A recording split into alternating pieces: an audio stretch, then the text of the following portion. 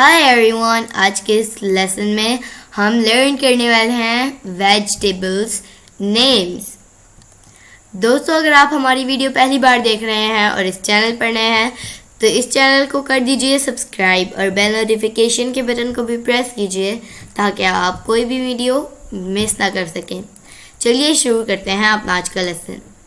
Vegetables: radish, radish, pepper, pepper, potato, potato, celery, celery, broccoli, broccoli, carrot, carrot, tomato, tomato, beet, beet,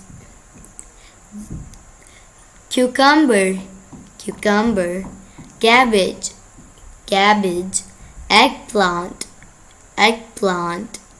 तो दोस्तों, ये थी आज की हमारी वीडियो पसंद आई हो तो इसे लाइक शेयर ज़रूर कीजिएगा।